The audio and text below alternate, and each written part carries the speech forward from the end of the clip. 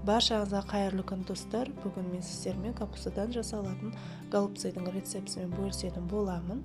Каналыма тіркеліп, лайк басып кетіңіздер және видеоны соңына дейін қараңыздар.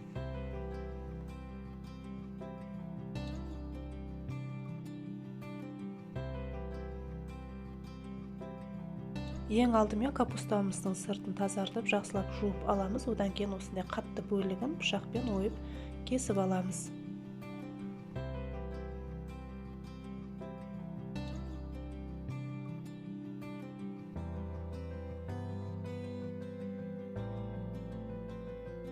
Содан соң қайнап тұрған суымызға 1 ас қасық тұз және 1 шай қасық уксус қосамыз. Бұл біздің капустамыздың тез ажырауына және де қатты езіліп кетпеуіне көмектеседі.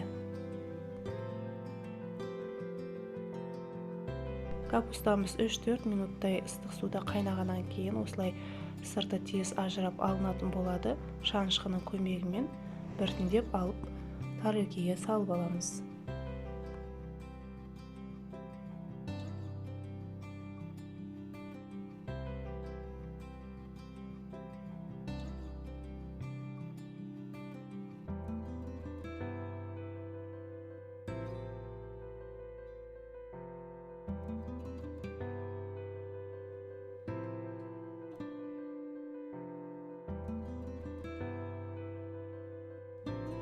Мінекей достар, капустамыз осылай ажыратып алдық. Енді бұны суытып қоямыз. Суығанша біз ортасына салатын салмамызды дайындаймыз. Әрі қарай салмамызды дайындайтын боламыз. Фарштың үстіне осылай алдын ала пісірілген күрішімізді және ұсақтап туралған пияз және өздеріңіздің қалауларыңыз бойынша укроп, петрушка, осындай зелендер қоссаңыздар болады.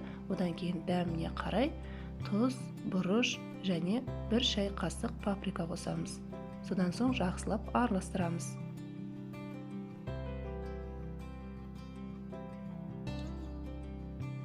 Мінекей салмамыз дайын, жақсылап араластырдық.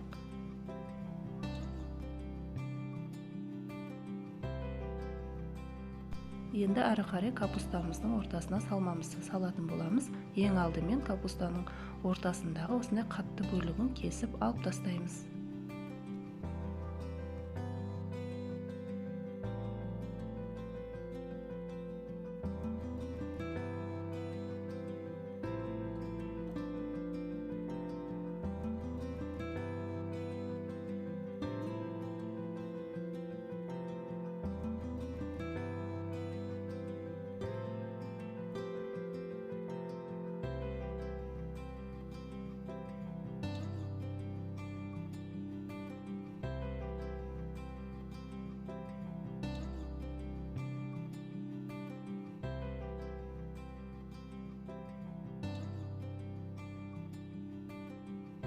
Енді біз подлевін дайындайтын боламыз. Қызып тұрған майымызға пиязымызды салып, 2-3 минут қуырамыз.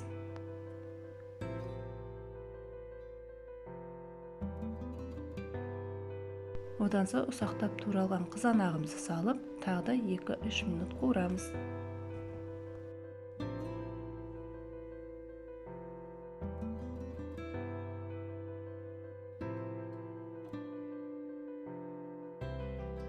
Ары қарай болгар бұрышын және де үккіштің ұсақ бөлігінен өткізілген сәбізімізді қосып, жақсылап қуырамыз.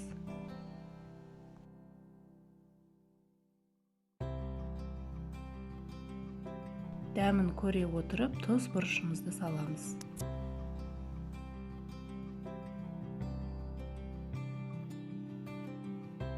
Жақсылап қуырылғаннан кейін қайнап тұрған 1 стақан су құямыз.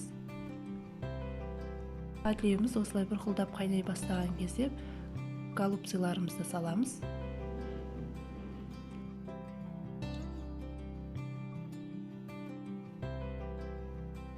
Содан соң бетін жауып 30 минутта баяу отта пісіріп алатын боламыз.